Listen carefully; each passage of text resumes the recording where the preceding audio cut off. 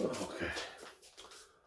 Okay, so what we're going to do today is go over some basic Qigong information, some principles you need to know, some foundation practices, and we'll go over a couple of techniques, okay? Now, we're going to start first with the basic philosophy about what Qigong is and what it isn't, okay? Now, there's a ton of confusion out there, okay, about what it is. And part of that might have to do with Chinese culture, because unfortunately, the I don't know why, but in Chinese culture, they just love mystery. They love saying, well, legend has it, or some say, or this story says that, they just love making a mystery out of things. Okay, I don't get it, and I've always hated that part of the culture. To be totally honest with you, okay, I like things to be right out in the open. I like to see things for exactly what they are. Okay, I don't like mystery. All right, um, so people think that there's one kind of qigong for health and one kind of qigong for combat, for martial arts. This is not true. Okay, I know some people might say, "Oh, well, it's not the same thing when you're sitting meditating or when you're fighting someone. It's not the same thing." No, no, it is the same thing. And I'll explain why. Okay, every movement you do has a positive and a negative to it. An inhale and exhale, and compressing and expanding, compressing, whatever. There's always two parts to it. All right. What changes between a health practice or a martial practice will be your intent. All right. So I'm going to use an expanding, compressing ball as an example. All right. If I'm here and I've got a ball here, I'm going to practice two ways. I can go in and out.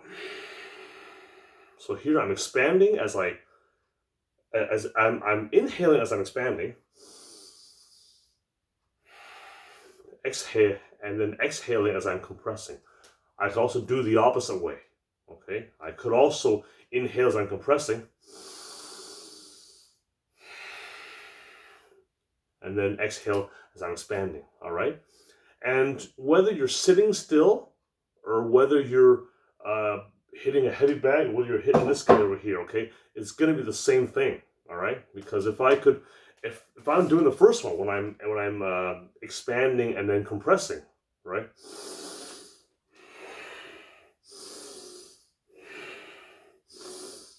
See, I'm expanding and I'm bringing it back in, right? Or I can at the same time I can compress and then I can expand. I can compress.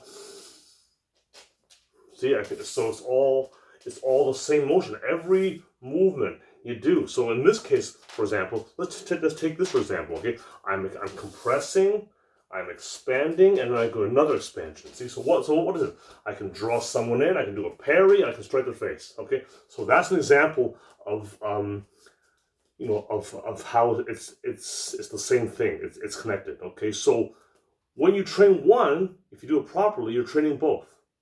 All right, because some people will say that they're not so much interested in the combative side of things. That's fine. Okay, you don't want to get banged up, whatever. Okay, I get that. All right. But regardless, though, even if you're just doing it for health reasons and you're not doing any of that stuff, you're still preparing your body so that if you do ever decide to cross over and do that stuff, you'll be ready for it. Okay, so okay, here we go. Right, enough about that. Okay, so let's do some basic principles now, okay? You want your feet to be about shoulder width apart for stationary practice. We're going to start with stationary practice first, okay? Feet are shoulder width apart, knees are bent, okay? Now your feet are about 3 of your feet apart, not 36 inches necessarily, unless you have size 12 shoes, okay? But 3 of your feet, all right? Horse riding stance, as if you're riding a horse, okay? Legs are bent, all right?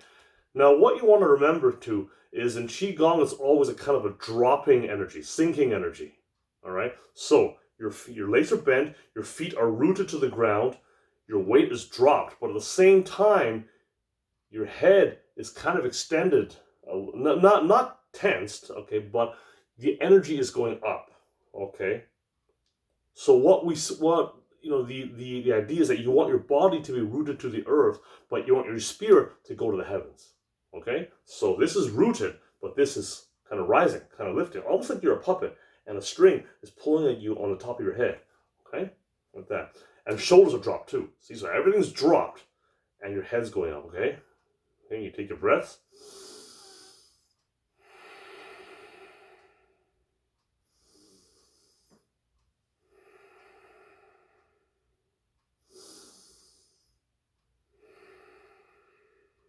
See? Very basic breaths. Now, when I mentioned earlier the expansion compression, we're going to do that, right? So open here. So exercise 1 is going to be the expansion on the inhale and compression on the exhale.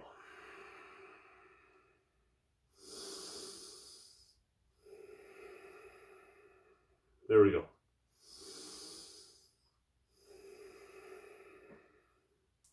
Okay. Now movement number 2 is going to be the compression on the inhale on the compression, and then exhale on the expansion. Okay, I had to think about how to word that for a second. Okay, so inhale.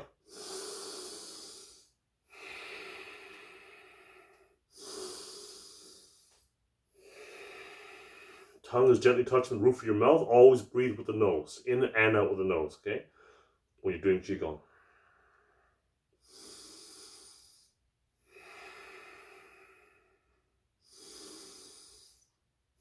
So yeah, again, it's a good practice combatively.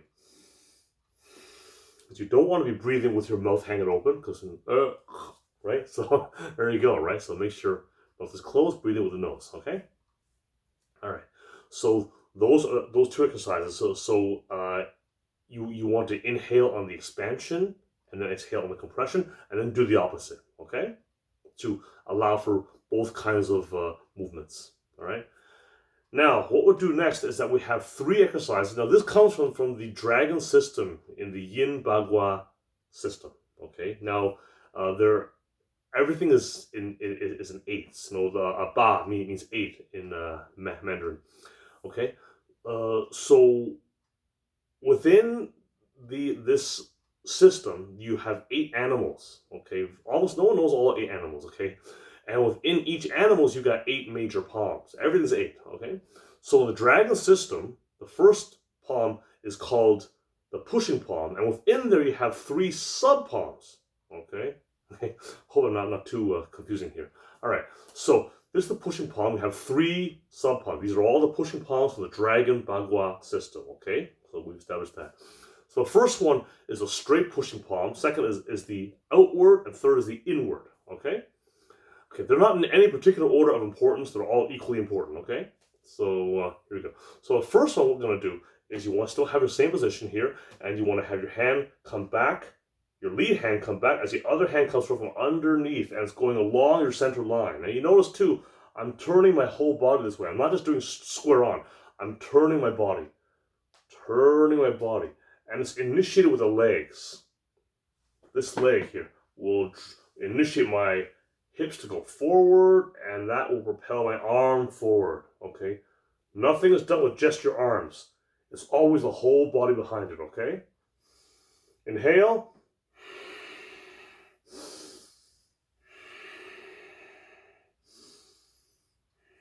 There we go, see? Inhale and exhale.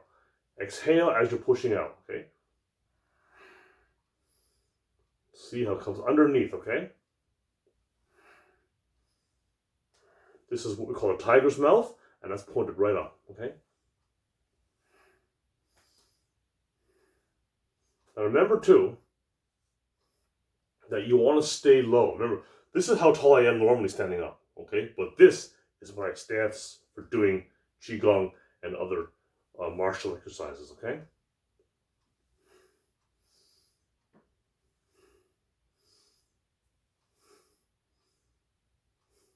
Now, number 2 is the outside pushing.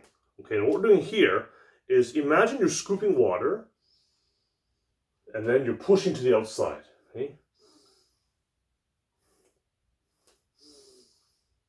See, so scoop water and push the outside. Now, sometimes what you can do is both hands can kind of go along, and they're both kind of rotating like that. See, they're going hands up and then they rotate out, like you're pushing, see?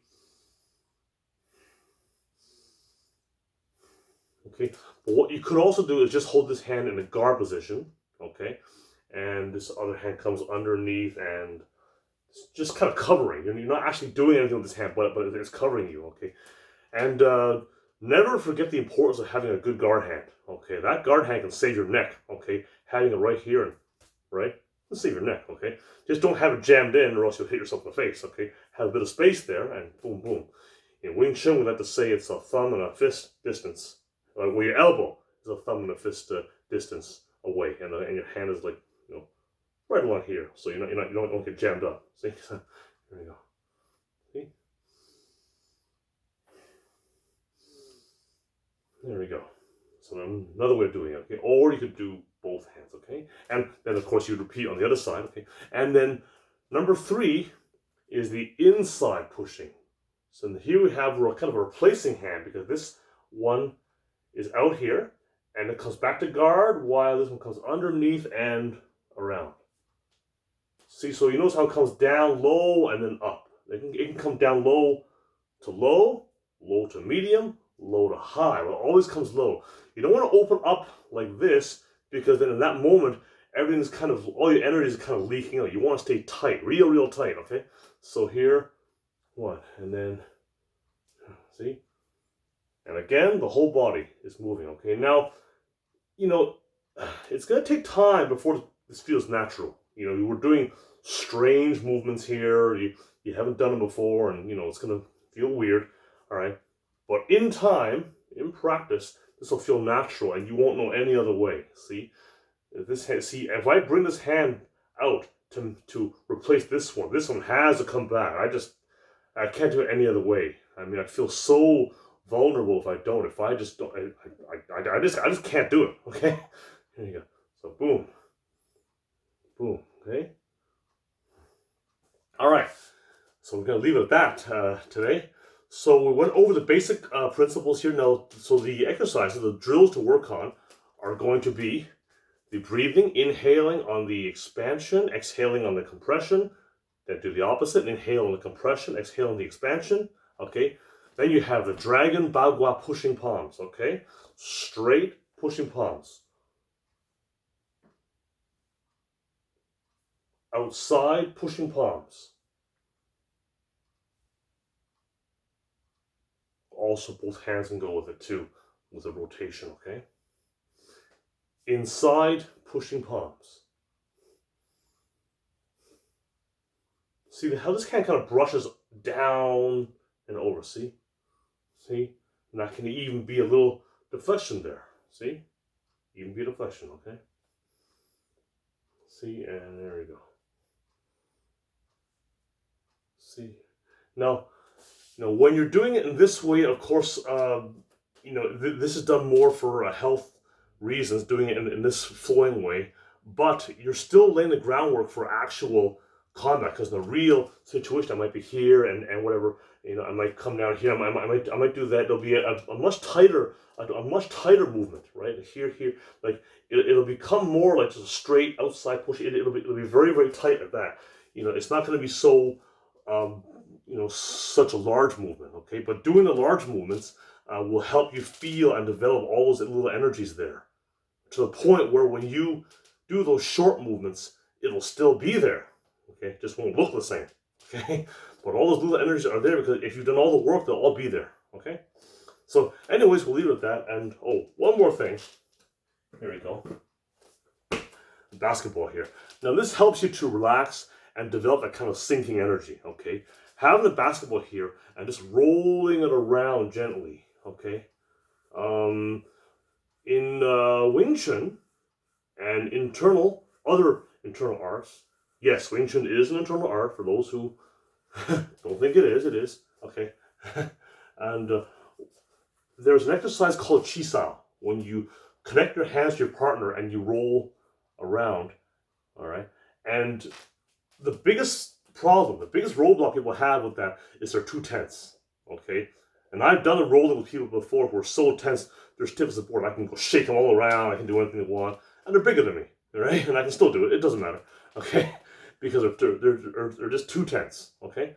So by doing this motion with a basketball, you just learn to flow very gently, okay? So just here, just roll it around, roll it on different parts of your arms, okay? Don't worry if your elbow you feel comes out too much. Don't worry about that for now, okay? We're just trying to get the body sensitive and relaxed. So you're getting used to feeling the different parts of your arms by rolling the ball around and then learning what it feels like, okay? So see, this is very, very relaxed. I'm not tense. I'm not worried about being punched in the face or anything like that. But rolling it around helps me develop all these little energies. This kind of feeling of being not tensed. I was going to say tense. Being not tensed and relaxed. Okay, you want to be not tense. You want to be nice and relaxed, and feel so. And here I'm stepping around a little bit. Right, but here I could shift and step, whatever. Yeah. See, and so that way, when you feel an incoming force of some kind, rather than fighting back against it, right? I may just yield. Okay, I may redirect. I may take a different path, right? There's lots of different options which you might have, but you'll be sensitive enough so that you'll be able to flow with it rather than sitting there and freezing into that, right? Which is not what you want, okay? And all this stuff can help develop that too. So you see, again, it's all connected. You see the health, the combatives, all joined together, okay? So anyways, okay, so that's quite a bit of information for one day. We're going to stop it right there and enjoy the rest of your day, and we'll talk to you guys soon, okay?